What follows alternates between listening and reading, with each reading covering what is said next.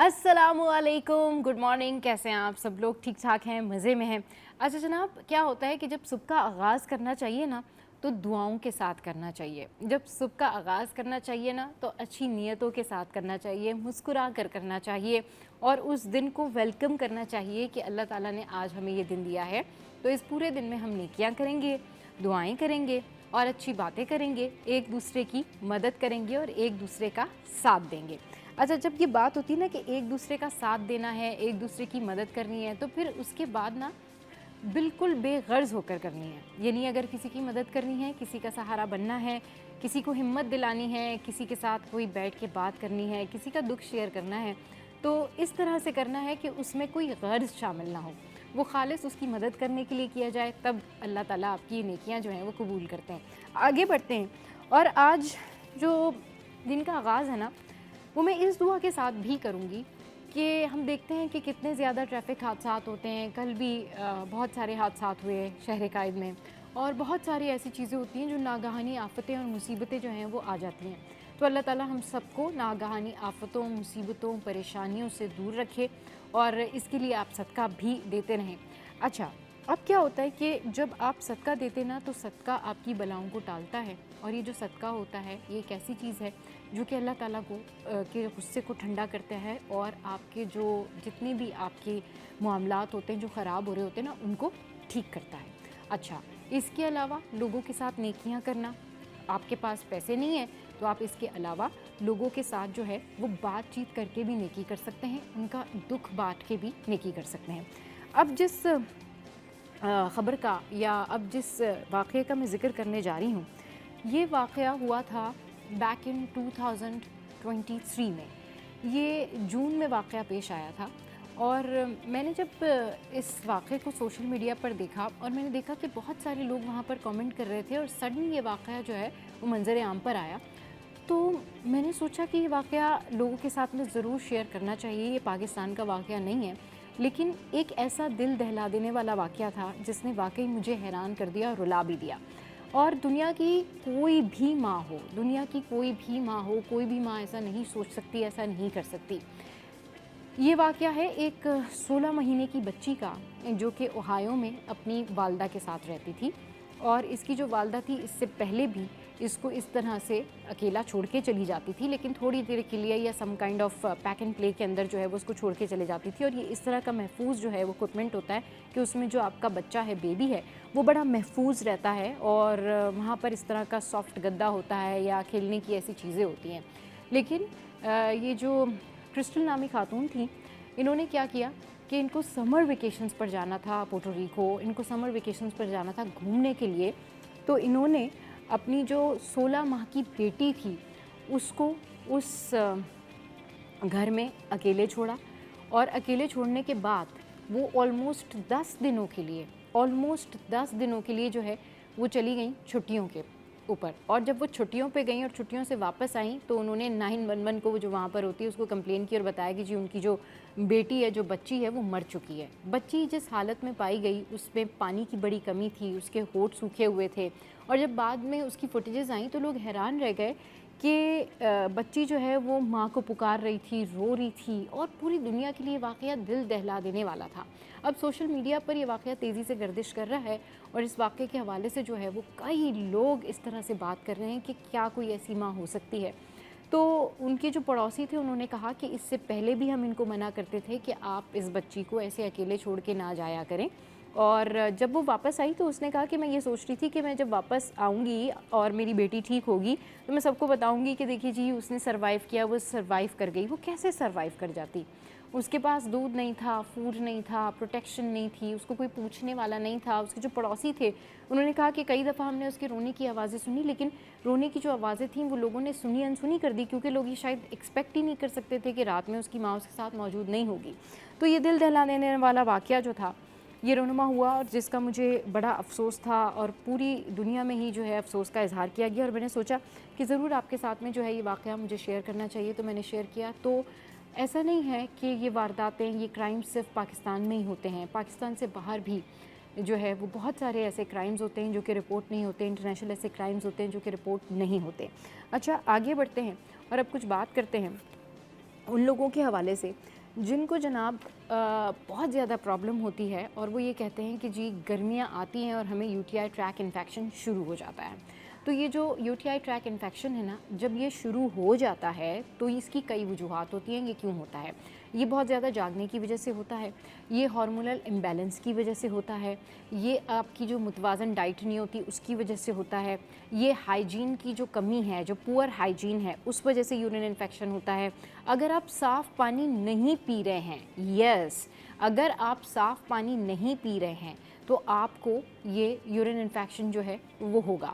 उसकी रीज़न ये है कि अगर आप साफ़ पानी पीते हैं तो आपका जो प्रोसेस है, जो आपका बॉडी है, जो आपका किडनी है, वो वही चीज़ फ़िल्टर करता है। लेकिन बाज़ जो वाटर है वो इस तरह का होता है कि उसके अंदर छोटे छोटे से ज़र्रात होते हैं और लोगों को पता नहीं होता कि जी हमारे हार्मोन भी बैलेंस हैं, नींद भी हमारी पूरी होती है, हम डाइट भी जो है वो बैलेंस लेते हैं, लेकिन पानी साफ़ नहीं पीते।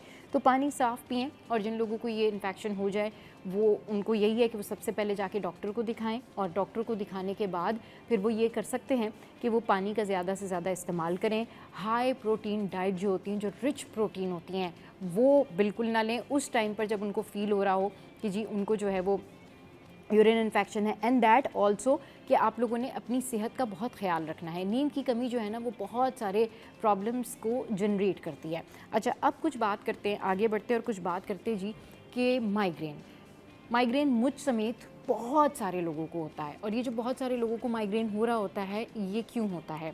ये बहुत ज़्यादा शोर की वजह से होता है, बहुत ज़्यादा एक्स्ट्रा ऑर्डिनरी जब लाइट्स ऑन होती हैं ये तब होता है। इसके अलावा माइग्रेन जो है वो आपकी डाइट अगर आगे पीछे होती है तब होता है। माइग्रेन जो है वो आपका एक इस तरह का सिस्टम है, एक इस तरह की तब्दीली है जिस्मानी, जिसमें जो आपकी वेन्स हैं उसमें ये कहा जाता है कि ऑक्सीजन की कमी की वजह से जो है वो भी माइग्रेन होता है। इसके अलावा इसका हल और इलाज यही है कि आपने जो है वो टेंशन नहीं लेनी है, स्ट्रेस नहीं लेना है। जब भी आपको माइग्रेन फ़ील होता है तो आप शोर से निकल जाएं, एक डार्क रूम में जाएं, लाइट्स ऑफ करें और सीधा लेट जाएं बिल्कुल।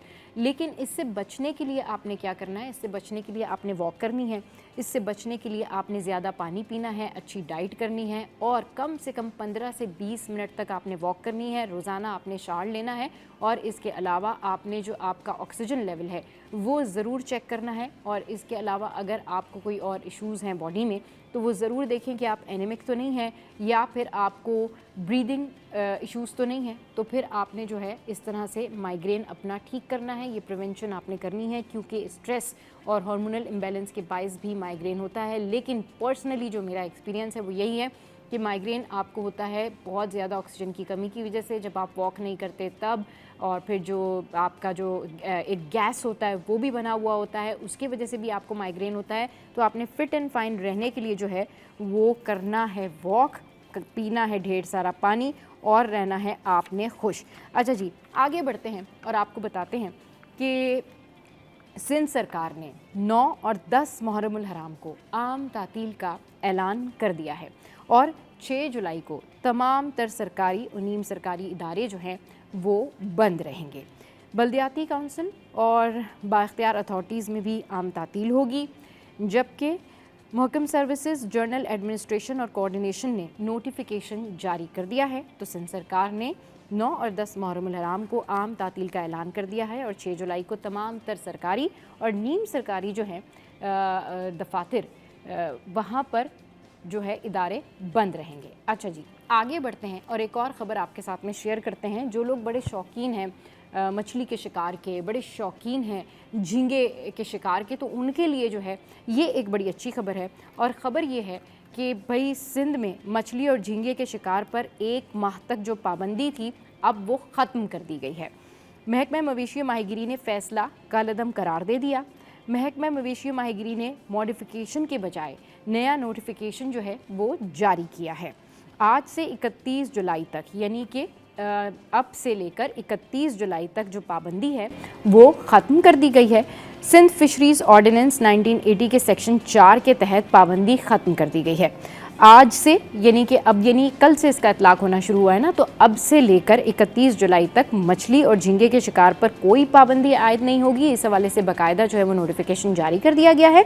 सेक्शन ऑफिसर फिशरीज़ अनवार हुसैन के दस्तखत से ये नोटिफिकेशन जारी किया गया है। तो जो लोग चाहते हैं कि वो मछलियाँ पकड़ना चाहते हैं, झींगे का शिकार करना चाहते हैं, तो वो आसानी से जो है वो ये शिकार कर सकते हैं। अच्छा जी, आगे बढ़ते हैं और आपको बताते हैं कि एक और मामला है, और मामला कुछ इस तरीके से है कि पीपल्स पार्टी के लियारी से मुंतखब एमएनए जो हैं वो अब बदअमनी पर चीख पड़े हैं। ये मामला है नौजवानों के हवाले से।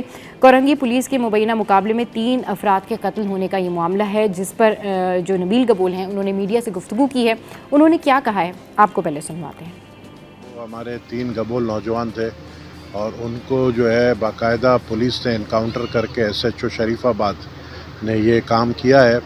और मैं समझता हूँ कि मुझे पूरा यकीन है, क्योंकि मैंने होम मिनिस्टर ज़िया अंजार साहब से भी बात की है और AIG कराची जावेद ओडो साहब ने भी इसका इंक्वायरी का ऑर्डर किया है। SSP अली रज़ा साहब इसकी इंक्वायरी कर रहे हैं। मुझे पूरा यकीन है कि वो इंसाफ करेंगे। हम उनको टाइम दे रहे हैं, हम उनको मौका दे रहे हैं, आप अपनी इंक्वायरी करें। फौरी तौर पर SHO शरीफाबाद को मुअत्तल किया जाए और दीगर पुलिस अफसरान जो उनके साथ हैं उनको गिरफ़्तार किया जाए, और उसके बाद जो ये इंक्वायरी है, इंक्वायरी की रिपोर्ट फौरी तौर पर पेश करें। नहीं तो फिर हम पूरा हक़ रखते हैं कि फिर हम जो है इस सिंध पुलिस के ख़िलाफ़, क्योंकि कराची से लेके डेरा इस्माइल ख़ान, डेरा गाज़ी ख़ान तक जो है हमारे गबूल कौम बैठे हैं। जितने शारा हैं उसके इर्द गिर्द हमारे गबूल कौम बैठे हैं, तो हम शारा बंद करेंगे। और हम इनको ये 1 हफ़्ते का अल्टीमेटम दे रहे हैं कि अगर 1 हफ़्ते में इन्होंने इंसाफ नहीं किया, ये गबूल कौम के साथ नाइंसाफ़ी नहीं है, ये सिंध के कौम के साथ, जितनी सिंधी कौम है उनके साथ नाइंसाफ़ी है। 21 तारीख को हमारे 3 गबूल नौजवान थे। अच्छा जनाब, अब कुछ बात करते हैं कि जब आप एयरपोर्ट पर जा रहे होते हैं, ट्रैवल कर रहे होते हैं, और आपका जो बहुत ढेर सारा सामान होता है वो आप उस बैग के अंदर रखते हैं जो आपने बहुत महंगा ख़रीदा होता है। न सिर्फ वो बैग, बल्कि जो सामान है ना वो भी बड़ा कीमती होता है। लेकिन अभी कुछ मनाजिर ऐसे देखने में आए कि एयरपोर्ट पर मुसाफिरों के सामान की और मुसाफिरों के हुकूक की जो खिलाफ वर्जी की गई है, तो ज़रा पहले ये मनाजिर देखिए, फिर मैं आपके साथ में ओवरऑल ये ख़बर शेयर करती हूँ कि ये हो क्या रहा है।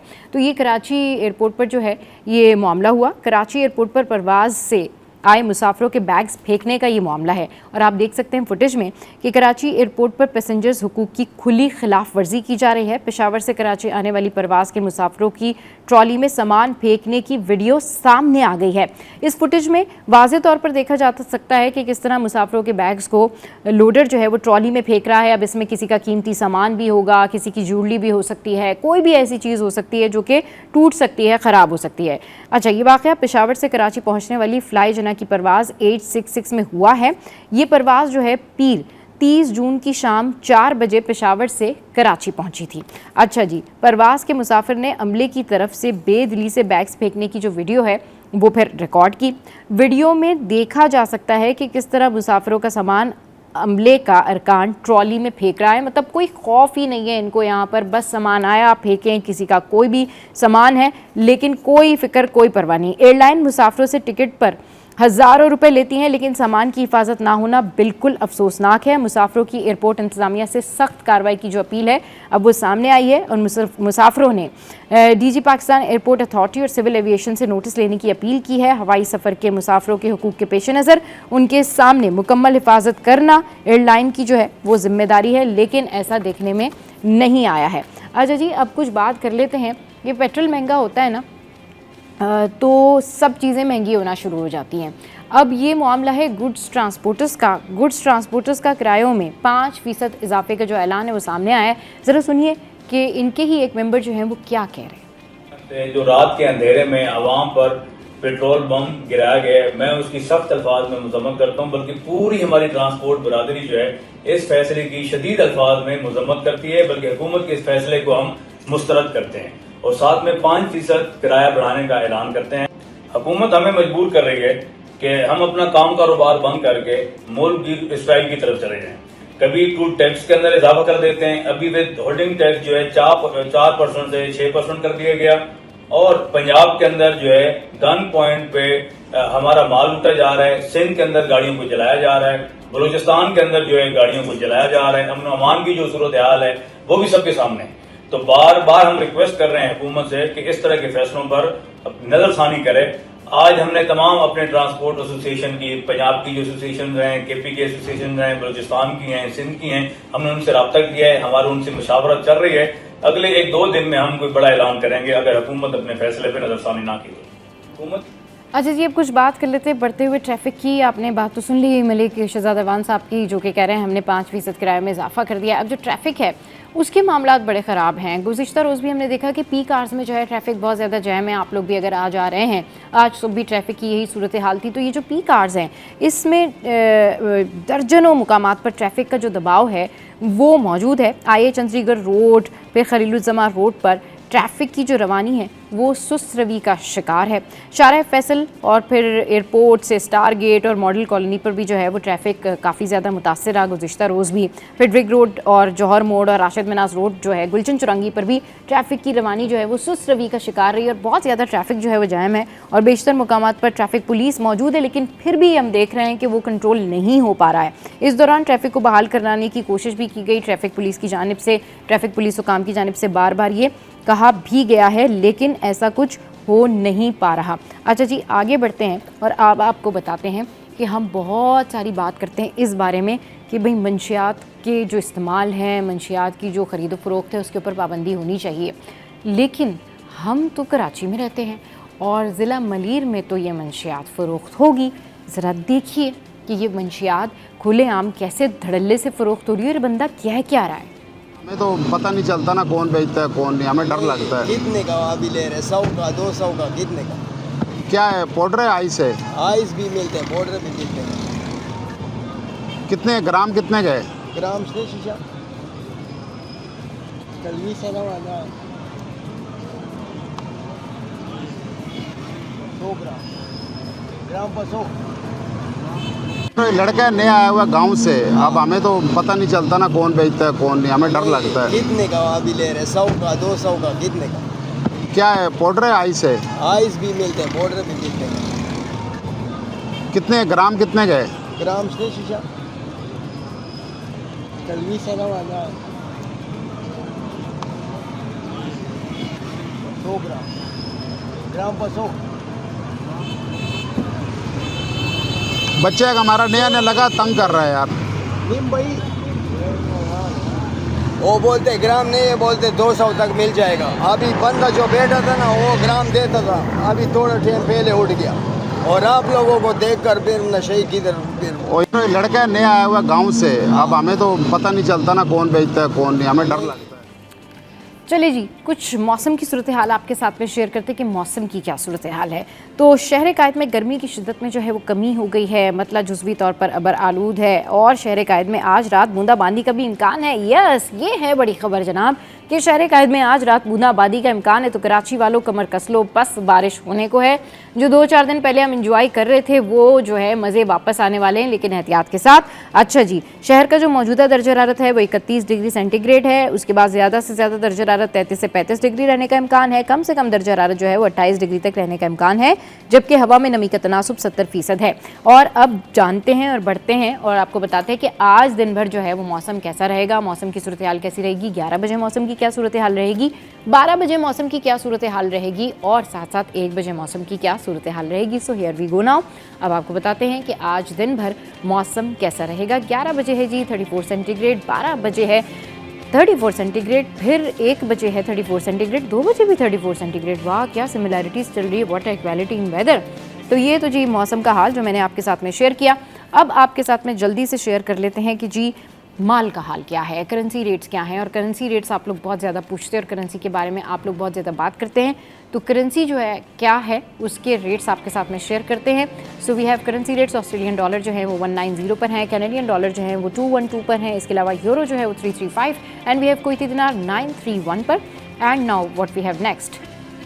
अच्छा जी, हमारे पास जो नेक्स्ट है वो है UK pound 394, Saudi riyal 76, Swiss franc जो है वो 338 पर है, यूएस डॉलर जो है वो 286 पर है।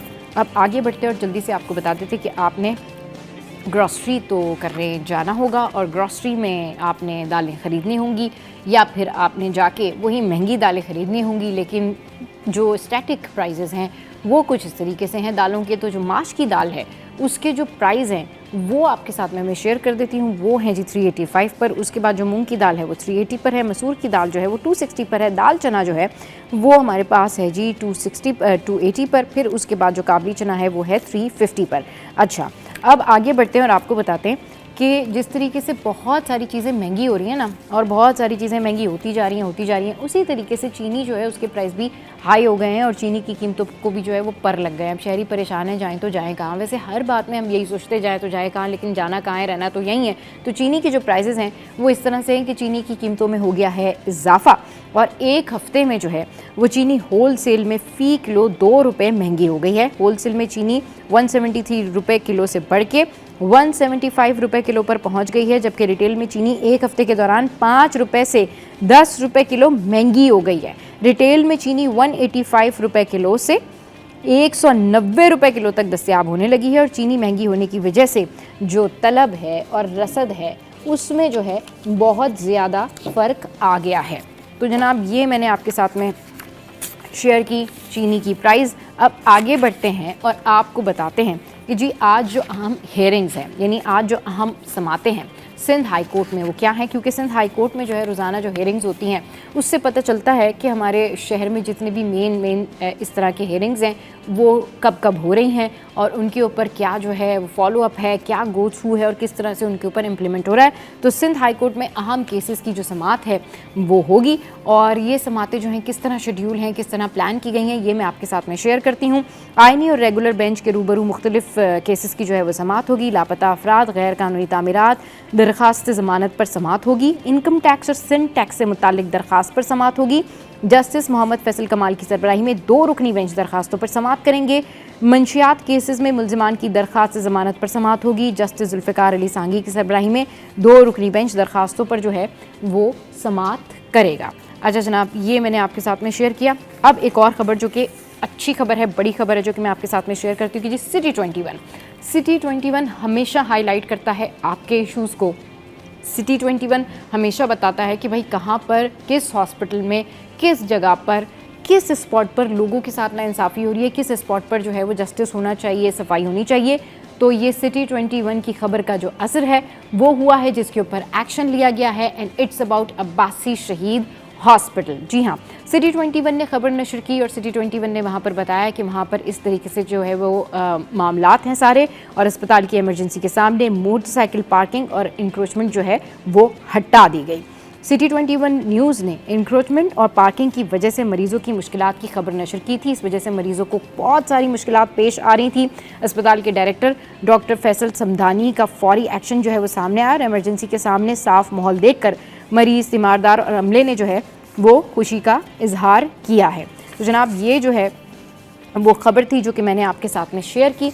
अब आगे बढ़ते हैं और आपको बताते हैं कि एक दिल खराश वाक़या जो है वो पेश आया औरंगी टाउन में। जी हाँ, औरंगी टाउन में ये दिल खराश वाक़या पेश आया और इट्स अबाउट फादर एंड सन।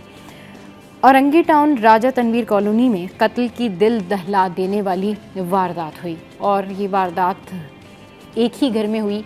बाप ने अपने बेटे को कत्ल कर दिया, बेलचों से मारा, करंट लगाया और उसको कत्ल कर दिया गया। दिल दहला देने वाला ये वाक़या था जो कि औरंगी टाउन राजा तनवीर कॉलोनी में पेश आया। मकतूल की शनाख्त 21 साला अली ख़ान के नाम से हुई। बाप मुबैना तौर पर बेटे को ख्वाजा सराओं के साथ बैठने से मना किया। बेटे ने बात नहीं मानी, जिसके ऊपर बाप की जानिब से ये इक़दाम उठाया गया।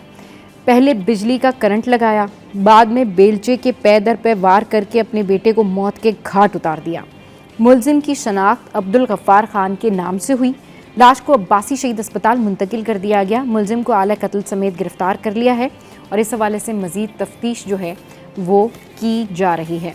तो ये वो ख़बर जो मैंने आपके साथ में शेयर की, और ये दिल दहला देने वाला वो वाक़या। और ये इस तरह के वाक़यात होते हैं कि जब भी इस तरह के वाक़यात सामने आते हैं ना, तो इंसान की अक्ल हैरान हो जाती है। हम दंग रह जाते हैं कि इस तरह के वाक़यात कैसे हो सकते हैं, लोग इतना आगे कैसे चले जाते हैं। खैर आगे बढ़ते हैं और जल्दी से आपको बताते हैं कि जो मार्केट है उसमें स्टैटिक रेट्स जो हैं वो क्या हैं, और सब्ज़ियाँ जो हैं वो कमिश्नर कराची के स्टैटिक रेट्स के मुताबिक क्या हैं, और आप किन प्राइजेस पर जाके जो है वो ग्रॉसरी करेंगे। So here we go now. अभी आपको बताते हैं कि हमारे जो वेजिटेबल के प्राइजेस हैं वो क्या हैं। टमाटर जो है वो कितने क्या उसके प्राइस हैं, आप कितने का टमाटर ले रहे हैं। नाउ वी हैव टमाटर 52 एंड वी हैव आलू 46 एंड वी हैव लहसुन 230 and we have adrak 575, and we have gajar 81, and we have turai 58, and लौकी 58, and what we have next, हमारे पास next क्या है, फूल गोभी 115, और हमारे पास क्या है, खीरा 58, and we have भिंडी 82, now we have प्याज 29, and टमाटर 52, and ये जितने भी सब्जियों के रेट्स मैंने आपको बताए हैं, ये इसलिए बताए हैं कि अभी जब आप जाएंगे और ग्रॉसरी करने के लिए जाएंगे तो आपको एटलीस्ट पता हो कि ये स्टैटिक रेट्स जो हैं वो क्या हैं। चलिए जी, ये मैंने आपके साथ में ख़बरें शेयर की, और ये तमाम तर वाक़यात थे आज के, और शहर कायद की जो टॉप स्टोरीज़ थी वो मैंने आपके साथ में शेयर की। शो में यहाँ वक्त एक ब्रेक का, ब्रेक के बाद जब वापस आएंगे तो कराची के हालात पर मज़ीद बात करेंगे। ताजिर बरादरी क्यों परेशान है, बिजली के क्या मसाइल हो रहे हैं, इसके अलावा पेट्रोलियम मसनूआत की कीमतों में इजाफा कर दिया गया है। हम एक गेस्ट भी ज्वाइन करेंगे, तो आपने कहीं नहीं जाना, हमारे साथ रहना है। Keep watching.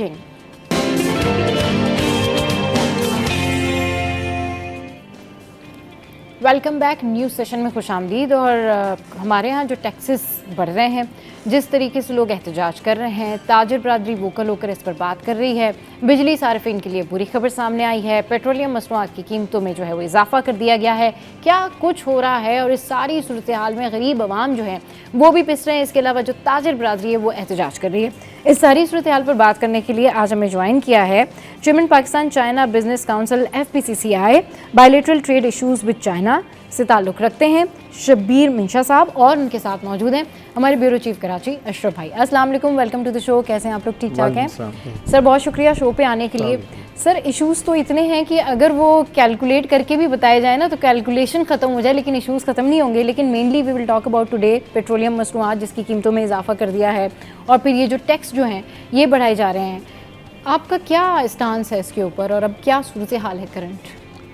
यानी जी, जिस तरह ये टैक्सेस का मामला चल रहा है, और ख़ासकर जिस तरह से ताजिर बरादरी के साथ ये माहौल क्रिएट किया जा रहा है कि जी के इस मामले पे आएंगे तो वो गिरफ़्तारियाँ आ जाएंगी, इस तरीके से करेंगे तो गिरफ़्तारियाँ आ जाएंगी।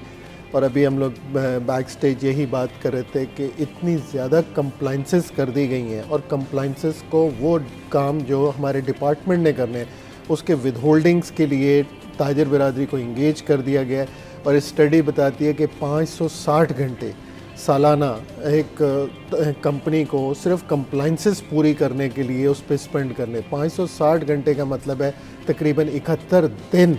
अगर वो 8 घंटे रोज़ काम करे तो सिर्फ कंप्लाइंसेस पूरी करेगा सरकार की। तो जब वो 71 दिन अगर कारोबार नहीं करेगा और कंप्लाइंसेस पूरी करेगा तो उसके बाद कैसे मुमकिन है कि वो कारोबार कर सकेगा। और इन मुश्किल हालात में फिर मुख्तलिफ़ पेनल्टीज़ और मुख्तलिफ़ तरीक़ों के सख्तियाँ जो कि यहाँ पे अभी हर बजट में मज़ीद बढ़ती चली जा रही हैं, ये काफ़ी ज़्यादा मुश्किलात पेश कर रही हैं। काफ़ी ज़्यादा मुश्किलात होंगी। फिर सर, इसका तरीक़ाकार क्या है, किस तरीके से ये मैटर सॉल्व होगा, किस तरीके से ये मुश्किलात कम की जा सकती है?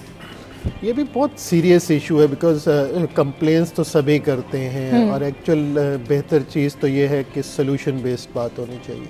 सही, जो सोल्यूशन बेस्ड बात है कि वो साथ बैठ के पॉलिसीज़ बनाई जाएं। वो पॉलिसीज़ जिनके ऊपर ये पॉलिसी इम्प्लीमेंट की जानी है उनकी, और स्टेक होल्डर्स की, पॉलिसी साजों की आपस में मुशावरत और कंसेंसस होना चाहिए। अनलेस ये कंसेंसस होगा, उस चीज़ को इम्प्लीमेंटेशन में आसानी होगी और डूएबल होगा, तो चीज़ें आसानी में आएंगी। वरना ये मुश्किलात इसी तरह कायम रहेंगी, और कुछ ना कुछ तरीके दोनों तरफ से, क्योंकि एक बड़ा अलमिया है ताजरों की तरफ से भी, हुकूमत के वो लोग के जो गलत काम करते हैं टैक्स के, हमारे जो टैक्स पेयर्स हैं उनकी तरफ बदएतमादी भी बहुत है। दोनों तरफ से टैक्स पेयर्स के ऊपर भी सवालात बहुत ज़्यादा उठाए जाते हैं। इसी तरह वो उन पे अथॉरिटीज़ पे, उन तरह FBR की अथॉरिटी पे उनका एतमाद, उसमें भी बहुत कमी है। तो ये बड़ा कन्फ्यूजन सी सिचुएशन है। इसको जब तक एमिकेबली और वन पेज पे आके नहीं किया जाएगा तो ये मुश्किल ही रहेगी, मुश्किल हो जाएगी। अशरफ भाई, व्हाट विल यू से ऑन दैट? देखिए, अभी जो बजट पास हुआ है, मैंने कहा था कि फाइनेंस बिल का जब इम्प्लीमेंट शुरू होगा फ्रॉम 1 जुलाई जो चीज़ें सामने आएंगी, इसमें अब जो आ रही है सबसे ख़तरनाक है सेक्शन 37A और 37B। अब इसमें जो ये लगाया है, सुप्रीम कोर्ट में तो गए थे, उन्होंने सिर्फ कलदम करा दिया कि गिरफ्तार नहीं करे, प्रूफ देना होगा। अब प्रूफ तो आपको तो नहीं देना है ना, वो तो किसी चीज़ में सेक्शन में लगा के। अब विद होल्डिंग क्या होता है कि इनकी कंपनी है, मैंने एक सप्लाई की एक प्रोडक्ट इनको उसकी खाम माल के लिए, अब मैं नॉन फाइलर हूँ, मैंने दिया, इनके पास नहीं है, तो इनको जो उसके ऊपर के नॉन फाइलर ने जो आपको सप्लाई किया उसकी विद होल्ड क्यों नहीं किया।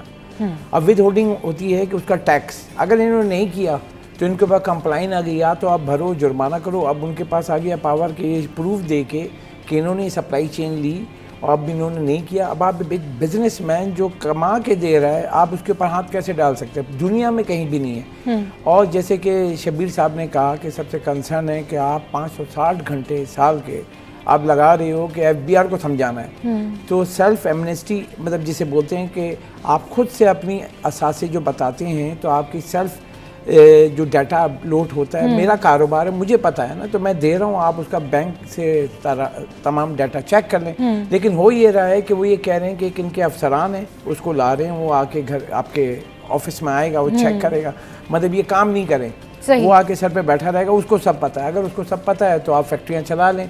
कराची में 7 इंडस्ट्री जोन्स हैं और इस वक्त कराची चैम्बर ने बड़ा ऐलान कर दिया है और जुमरात को बड़ा प्रेस कॉन्फ्रेंस करने जा रहे हैं जो सबको कंप्लाइन कर रहे हैं। अच्छा। जावेद बिलवानी जो कि मैंने शब्बीर साहब से भी पूछा तो ये लोग भी करने जा रहे हैं, फेडरेशन हाउस भी, कराची चैम्बर भी जी। अब ये जो सेक्शन 37A और B है, ये मैं बता दूं, इस पे आखिरी होगा कि ये अब ये जो होगा ना, आखिरी बंदिश जो मुझे नज़र आ रही है कि बंद करने पे जाएंगे। क्योंकि देखें ना, मेरी प्रेसमिस में मेरी जो जगह है उस पर कोई आके बैठ रहा है, उसको कुछ पता ही नहीं है कि मैं क्या कर रहा हूँ। मैं सर्विसेज कर रहा हूँ, मैं अपना मैन्युफैक्चरिंग कर रहा हूँ या मैं असेंबलिंग कर रहा हूँ, उसको पता ही नहीं है। अब मैन्युफैक्चरर का जो डाटा है ना वो अलग होता है, बहुत सारी चीज़ें मिला के मैन्युफैक्चरिंग कर रहे हैं। असेंबलर होता है इंपोर्ट करके पाउडर ला के वो फिक्सिंग कर रहा है जी। अब ये दोनों अलग कंपनियाँ हैं। अब मुझे अगर मैं असेंबलर हूँ, मुझे मैन्युफैक्चर बना देंगे और मैन्युफैक्चर वाला लॉ लगा देंगे, मैं कहाँ जाऊँगा? मैं तो उसको प्रोफाइल ही नहीं कर पाऊंगा, तो मैं पकड़ा जाऊँगा। सही। तो मसला ये कि जो वहाँ के अफसरान हैं उनको ट्रेनिंग नहीं दी हुई है। जैसे मैंने बताया था, आपने वो दिया था, शब्बीर साहब बताएंगे, एयरपोर्ट पे आया था सेल्फ असेसमेंट का मतलब आ रहा था और डाटा जो है फेसलेस कस्टम का था, फेल हो गया वो। मैंने शुरू से वो खबर दी थी, देखें पाकिस्तान है ये जो आ रहा है, अब उस पर रश होने लगा। और इस वक्त जो सिचुएशन है, उनकी अपनी रिपोर्ट आई ऑडिट जनरल की कि भाई ये तो फेल हो गया, ये तो नुकसान दे रहा है, टैक्स में नुकसान दे दिया। आप खुद ला के लगा रहे हो ना, इन लोगों से पूछा, इंपोर्टर है ना भाई, उनका माल रुक रहा है या एक्सपोर्टर, अब वो आके उसके फेसलेस कर रहे हैं कि कोई बंदा नहीं होगा, ऑटोमेटिक कंप्यूटर पे हो रहा है, उल्टा वो मसला हो गया। अब ये जो करने जा रहे हैं, देखें आपको टैक्स बढ़ाना है ना, टैक्स बढ़ाना है तो जिस टैक्स किससे लेना है? इनसे ना, जाहिर है। मुल्क भर सिर्फ कराची में 24,000 छोटी बड़ी सनतें हैं, 7 इंडस्ट्री जोन्स हैं। मुल्क में कमा के कितना देता है वो शब्बीर साहब बता देंगे। मतलब ये तो फेडरेशन हाउस ने पूरी रिपोर्ट दी थी कि 60% रेवेन्यू जो है ना कराची कमा के देता है। सही। उसके बावजूद ऐसी ऐसी खबरें कि अफसोस होता है। अभी ये बैठे हुए थे मेरे साथ अंदर, तो जो बातें बोल रहे थे, मैं क्या बोलूं, मतलब कि आप सोचे कि एक सुई गैस ने कराची की सड़कें बनाने के लिए TMCs और KMCs को 11 अरब रुपए दिए। अब कोई पूछे, अब मेरा तो ये, मैं तो एज अ कराची का रहने वाला हूँ, मैं मतलब एक चैनल का ब्यूरो चीफ के अलावा मैं ये पूछ रहा हूँ, कराची मुझे बताओ ना भाई, 11 अरब रुपए दिए हैं, सड़कें क्यों नहीं बनाई आपने? कौन पूछेगा? क्योंकि देखें ये होता है चेक एंड बैलेंस। इन्होंने कुछ बोला तो उसका चेक एंड बैलेंस है, लेकिन अगर गवर्नमेंट बोल रही है, अब गवर्नमेंट को जवाब देने के बजाय सब इधर उधर। अब तमाम 16 TMCs हैं, KMCs हैं, इनको 11 अरब रुपए सबा। आप सोचें, जो सड़कें जो खोद के सुई गैस ने गैस पाइपलाइन डाली है और उसको एक टाइम फ्रेम दिया गया था, उन्होंने पैसे दे दिए, भाई हमारी जिम्मेदारी खत्म, अब TMC बनाएंगे। TMC ने बनाई नहीं रोड। आप कहाँ रहती हैं? कोई रोड बनी उधर? नहीं। गैस लाइन डली? नहीं। अब देखें, हम तो प्रूफ दे रहे हैं। बिल्कुल नहीं, जिस मतलब का पूछे कुछ नहीं हुआ। अब मेन ये है कि आपने पूरे इलाके को खोद के, अब बिजनेस कम्युनिटी कहाँ जाएगी? 7 इंडस्ट्री जोन, इंफ्रास्ट्रक्चर खराब, पानी आप नहीं दे रहे, गैस का आपका मसला है। अभी आपने बोला एक्सपोर्ट बढ़ाएंगे तो गैस की रेट बढ़ा दिए, बिजली भी महंगी हो जाएगी। अब उसके अलावा जो पेट्रोलियम पर टैक्स, आप सोचे शब्बीर साहब, 1 लीटर पेट्रोल पर कल मैंने दिया कि पूरा कैलकुलेशन करके 102 रुपये का आपका जो है लेवी है और दीगर चार्जेस हैं। पेट्रोल की कीमत क्या हुई?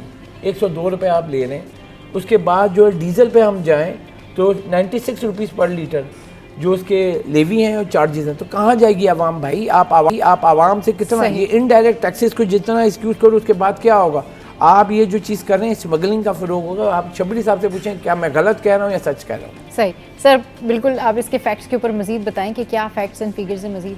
ये फैक्ट्स तो एक जगह हैं, लेकिन हाँ। एक बात बहुत अच्छी पॉइंट आउट की कि इनडायरेक्ट टैक्सेशन की। हाँ। इनडायरेक्ट टैक्सेशन एक आवाम आदमी को बहुत ज़्यादा as a end user, as a consumer, एक घर की कोई सारिफ खातून हो या हजरात हो या एक मोटरसाइकिल वाला एक आम आदमी हो, तो उस शरीफ आदमी को बहुत ज़्यादा इम्पैक्ट करते हैं इनडायरेक्ट टैक्सेस, क्योंकि सही। उसको तो 100 रुपये ऑन एन एवरेज उसको पेट्रोलियम पे लेवी भरना ही भरना है। कोई अफोर्ड कर सकता है या नहीं कर सकता है, उसको भरना है। सही। यूनिफॉर्मिटी नहीं है कि जो टैक्स पेयर है उसको टैक्स पेयर के अंदर उसको ज़्यादा पैसे कमाता है तो उसको टैक्स ज़रूर देना चाहिए, और जो कम कमाता है उन पे टैक्सेस का बोझ कम होना चाहिए। तो ये एक ऐसी लार्जर पिक्चर है जिसके अंदर काफ़ी सीरियस मामलात इस लिहाज से आते हैं। सही। एक हाउस होल्ड का भी ये मसाइल इस तरह बढ़ जाते हैं कि वो अपना फाइनेंशियली बजट कहाँ से पूरा करे। तो ये एक बहुत सीरियस इशू है। और इसके साथ साथ हम ये समझते हैं कि जिस तरीके से ये जो टैक्स की कलेक्शन हो रही है, टैक्स की कलेक्शन बिल्कुल सर, टैक्स की कलेक्शन के ऊपर मजीद भी करेंगे बात, लेकिन इस ब्रेक के बाद हमारे साथ रहिए। Welcome back. तो बात हो रही है ताजिर बरादरी के बहुत सारे रिजर्वेशंस हैं, और जिस तरह से कल भी हम बात कर रहे थे, कल भी जो गेस्ट हमारे साथ मौजूद थे फैसल भाई, वो भी यही बात कर रहे थे कि हम फिलैंथ्रोपी के लिए इतने सारे पैसे दे रहे होते हैं। अगर ये ताजिर बरादरी जो है ये अच्छा ग्रो करेगी तो डेफिनेटली मज़ीद जो है मुल्क भी तरक्की करेगा और उसका जो इंफ्रास्ट्रक्चर है वो भी डेवलप होगा। वो इस वजह से कि सर आप लोग इंफ्रास्ट्रक्चर के लिए भी जो है वो पैसे दे रहे होते हैं, इंफ्रास्ट्रक्चर में भी आप लोग बढ़ चढ़ कर हिस्सा ले रहे होते हैं, फिलैंथ्रोपी के काम भी आप लोग कर रहे होते हैं, फिर क्या डेडलॉक बरकरार होता है आप लोगों का? फिर क्यों बातचीत आपकी आगे नहीं बढ़ती? आप तो मेरे ख्याल में काफ़ी कुछ कर रहे हैं। आप लोग को सुन के ये बहुत खुशी होगी। पूरे पाकिस्तान की ताजिर कम्युनिटी, पूरे पाकिस्तान की, चाहे वो खैबर से लेके कराची तक की, वो चूँकि कराची का पोर्ट इस्तेमाल करती है, तो उस पोर्ट के इस्तेमाल के ऊपर तकरीबन 250 से 300 अरब रुपए सालाना, मैं रिपीट कर रहा हूँ, अबाउट 250 से 300 अरब रुपए सालाना सिर्फ इंफ्रास्ट्रक्चर की मद को इम्प्रूवमेंट के लिए, बनाने के लिए ताजिर कम्युनिटी जो है उसमें कंट्रीब्यूट कर रही है। और That's ये huge. इतनी बड़ी रकम है कि यहाँ से जो भी ट्रक्स, ऑयल टैंकर्स या दूसरी कार्गो रेस्ट ऑफ पाकिस्तान में मूवमेंट करते हैं, तो उनकी फैसिलिटेशन के लिए बहुत बड़े बड़े प्रोजेक्ट्स आते हैं, जैसे कराची हैदराबाद है, और हैदराबाद से अभी ये सखर वाले प्रोजेक्ट के ऊपर बात हो रही है। वो पूरा प्रोजेक्ट 300-400 अरब रुपए का है। अगर 300-400 अरब रुपए का, तो हम तो एज ए ताजिर कम्युनिटी ऑलरेडी उसमें इतना पैसा दे रहे हैं हमारे इंफ्रास्ट्रक्चर का, जो कोई टैक्स नहीं है, ना गवर्नमेंट ऑफ पाकिस्तान का टैक्स है, फेडरल गवर्नमेंट का, ना सिंध गवर्नमेंट का, ये सेस की मद में जमा किया जाता है, और ये सिर्फ इंफ्रास्ट्रक्चर की डेवलपमेंट के लिए है।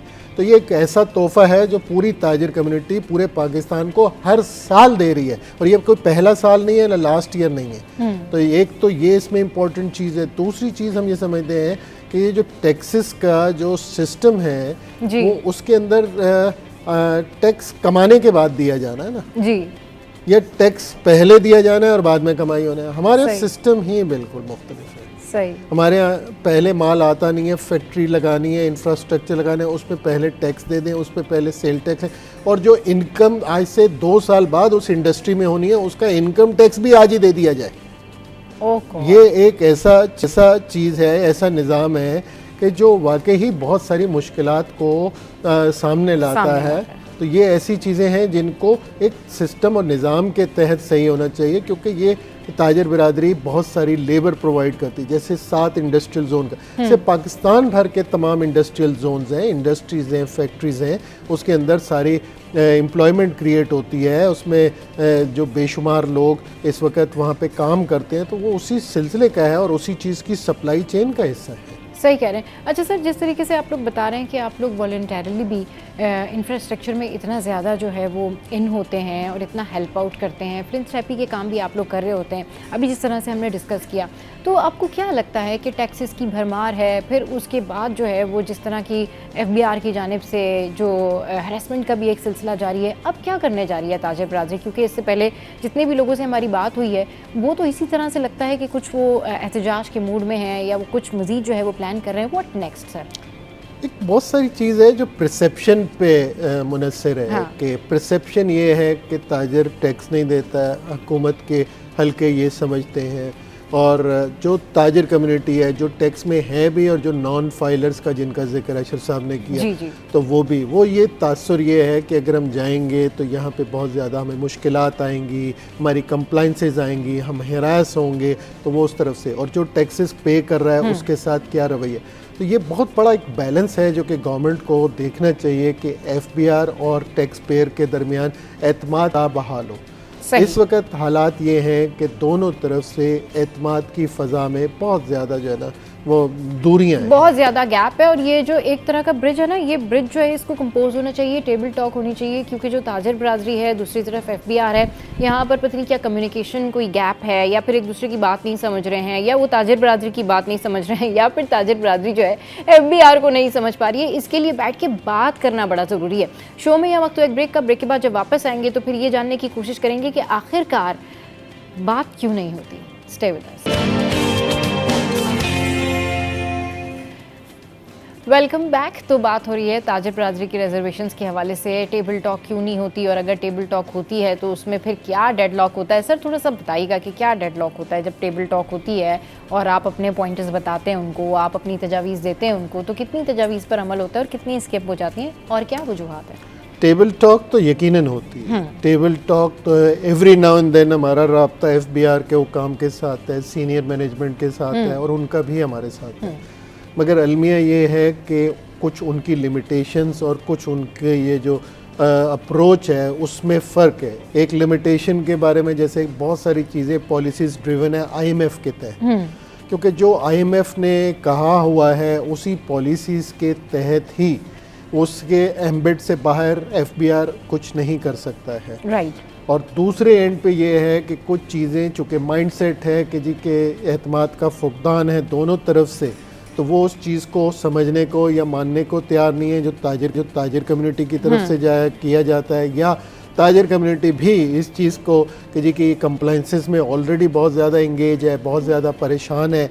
और बात जैसे मैंने पहले कही कि about 71 days total only in compliances हम लोग खर्च करते हैं, और उसके लिए स्पेशली बंदे भी रखे जाते हैं, उसके लिए टैक्सेस भी पे करने, और एक पूरा निज़ाम क्रिएट किया जाता है। और ये बड़ा मुश्किल है कि एक आम टैक्स पेयर, क्योंकि कुछ बड़ी कंपनियां या बहुत सारी बड़ी कंपनियां तो इस किस्म के सिस्टम में आ सकती हैं, एक आम टैक्स पेयर के लिए इस सिस्टम को एक्चुअली समझना, अंडरस्टैंड करना, एग्जीक्यूट करना, एक आम नॉर्मल टैक्स पेयर को, इवन जो हमारा सैलरीड क्लास है या दूसरा प्रोफेशनल है, उसके लिए भी प्रैक्टिकली इतना ज़्यादा आसानी से पॉसिबल नहीं होता है। तो जो प्रैक्टिकली डूएबल चीज़ें नहीं हैं, उन चीज़ों को करने से मुश्किलात में इजाफा होता है, और आम तौर पे ये जो खींचातानी की सिचुएशन आती है वो इस वजह से आती है। अशरफ भाई, अब जिस तरीके से सर ने बताया कि बात होती है और ऑलमोस्ट हर हफ्ते ही जो टॉक भी हो रही होती है, लेकिन फिर उसके ऊपर कोई इम्प्लीमेंट नहीं हो पाता, फिर उसका कोई ऐसा इफ़ेक्ट नहीं सामने आता, तो अब ये किस तरह से होगा? अब क्या आपको लगता है कि ताजिर बरादरी जो है वो क्या स्टेप लेने वाली है अब एक्सट्रीम पे जाके? देखिए, इस वक्त जो मुझे नज़र, क्योंकि 20 साल से कर रहा हूँ, मगर अभी जो करंट सिचुएशन इस बजट के बाद देख रहे हैं, जो कंप्लाइंस आई है एफबीआर टैक्सेशन के ऊपर, बहुत ही ख़तरनाक है। फाइनेंस बिल जो आया है 2025, अगर वो पढ़ेंगे, यानी कि 2025-26 का जो फाइनेंस बिल है, तो ऐसा लग रहा है कि वो चलते हुए काम को बंद करने के लिए आया है। क्योंकि ये बहुत सिंपल सी चीज़ है कि जो एफबीआर की कंप्लाइंस के ऊपर जाएंगे और आपने इधर भी या उधर भी किया, तो वो आप नहीं बच सकेंगे, क्योंकि इतनी सख्ती, क्योंकि आपने नॉन फाइलर दुनिया में कहीं नहीं है, पाकिस्तान में आपने फाइलर रखा हुआ है, नॉन फाइलर बैंक में जाएं वो कर देगा, पैसे तो काट लेगा, फिर कहेगा आपके एडजस्ट हो जाएंगे। ओ भाई, मैं दुनिया में कहाँ है ऐसा सिस्टम ना। अगर आपके पास नॉन फाइलर, फिर वही कहूँगा, नॉन फाइलर का डाटा आपने रखा था जब आया था, उन्होंने कहा जो लोग हैं जो 1 लाख या 50,000 से ज़ायद की ट्रांजेक्शन करेंगे, उनका हम डाटा कलेक्ट करेंगे कि पैसा कहाँ से है, उसके बाद उन पर टैक्स लगा के उनको टैक्स नेट में लाएंगे। कहाँ, क्यों नहीं लाया आप?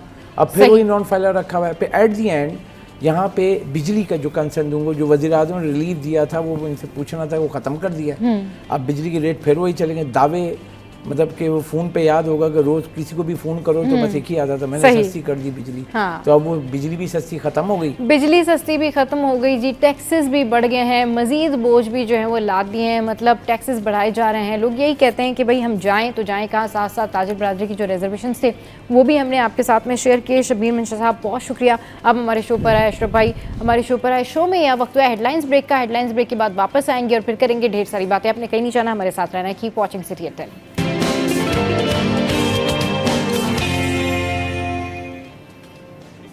Welcome back. तो आज कुछ बात करते हैं हम समंदरी मखलूक़ात की, जिनमें ब्लू वेल्स है, डॉल्फिन हैं, और ये सब जो है ना एक अल्लाह की दी हुई नेमत हैं जो कि हमारे मुल्क में, हमारे समंदरों में मौजूद हैं।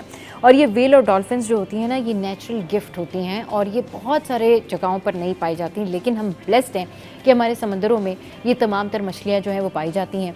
अच्छा, इन मछलियों की क्या अहमियत है, ये मछलियाँ जो हैं वो किस तरीके से समंदर के अंदर अपना इम्पैक्ट रखती हैं और उसके बाहर इम्पैक्ट रखती हैं। अब से कुछ टाइम पहले आपने देखा होगा कि कराची में डॉल्फिन शो भी हुआ करता था और बहुत बड़ी तादाद जो थी बच्चों की वहाँ पर जाती थी और सब लोग वहाँ पर जाते थे और एंजॉय करते थे। और वो डॉल्फिन को देखने के बाद जो ये समझ आती थी कि भाई ये कितनी ज़्यादा बातें मान लेती है और कितनी ज़्यादा ये क्यूट लगती है। लेकिन एक्चुअल में डॉल्फिन्स कितनी इंपॉर्टेंट है, एक्चुअल्स में जो वेल्स हैं वो कितनी इंपॉर्टेंट है, इस पर बात करने के लिए आज WWF से हमारे साथ डॉक्टर मौज़म उज़ैर ख़ान साहब भी हैं जो कि असिस्टेंट प्रोफेसर हैं, और उनके साथ जो हैं उनकी जो जूनियर हैं वो भी उनके साथ ही मौजूद हैं, जो कि हमारे साथ इस वक्त हैं सुमैया आबिद, ट्यूना ऑफिसर। अस्सलाम वालेकुम, वेलकम टू द शो। कैसे हैं आप लोग? ठीक ठाक हैं? अल्लाह का शुक्र। अच्छा सर, बहुत शुक्रिया कि आपने अपना कीमती टाइम जो है वो हमारे शो के लिए निकाला।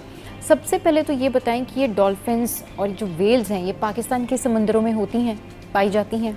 बहुत बड़ी तादाद में हैं, हाँ। लाखों की तादाद में पाई जाती हैं। डॉल्फिन्स भी हैं और दुनिया की तमाम बड़ी डॉल्फिन्स, तमाम बड़ी वेल्स पाई जाती हैं। सही। ब्लू वेल जो दुनिया का सबसे बड़ा जानवर है वो भी हमारे पास मिलता है, और छोटी वेल्स जो दुनिया की सबसे बड़ी छोटी वेल्स हाँ। में काउंट होती है, जी। पॉरपाइज वेल मिलता है। 27 किस्म की वेल्स मिलती हैं और लाखों की तादाद में डॉल्फिन्स मौजूद हैं और सैकड़ों की तादाद में वेल्स सही। मौजूद है पाकिस्तानी वाटर्स के अंदर। अच्छा, वेल्स मौजूद हैं। सर ये बताएं कि ये जो वेल्स हैं इनका अपना क्या इम्पैक्ट होता है, इनका समंदर के अंदर क्या रोल होता है, और जब बाहर ये जिस तरह के शोज़ होते हैं या आवाम इनको देखने के लिए जाते हैं या समंदर में जाते हैं तो वो कितना लोगों के लिए बेनिफिशियल होता है, इनके इम्पैक्ट्स क्या हैं, इनके फ़ायदे क्या हैं? पहली बात है कि समुद्र के अंदर किसी भी जानवर का एक किरदार है, जिस तरह हमारा किरदार दुनिया में है, समुद्र के अंदर भी तमाम जानवरों का किरदार है। वेल्स एंड डॉल्फिन का भी किरदार है। वेल्स एंड डॉल्फिन ये सबसे बड़े प्रेडेटर हैं, शिकारी जानवर हैं। तो ये सबसे बड़ी दूसरे जितनी मछलियां हैं और जानवर हैं उनकी पॉपुलेशन को कंट्रोल करना, अगर ये नहीं होंगी तो उनकी तादाद बढ़ती चली जाएगी और समुद्र पूरी तौर से बंजर हो जाएगा। तो जो टॉप प्रेडेटर हैं तमाम डॉल्फिन्स, वेल टॉप प्रेडेटर, और आप उनके साइज से अंदाज़ा कर लीजिए कि करोड़ों टन के करीब ये उनको खाती हैं, कंट्रोल करती हैं। तो ये कार्बन को भी फिक्स करती हैं, जो रोल मैंग्रोव्स प्ले करते हैं, जो पौधे प्ले करते हैं या दूसरे जानवर वो भी प्ले करते हैं। इसके अलावा इनकी अहमियत ये भी है कि ये समुंदर के अंदर ऑक्सीजन और पानी का बैलेंस जो है उसको भी मेंटेन करते हैं। समुंदर के अंदर न्यूट्रिएंट्स को भी ये मेंटेन करते हैं, क्योंकि जब इतना बड़ा जानवर है तो जो उसका स्क्रीटा है वो न्यूट्रिएंट में रिच होगा तो जो पौधे पैदा होंगे, तो पूरा इनका एक किरदार है।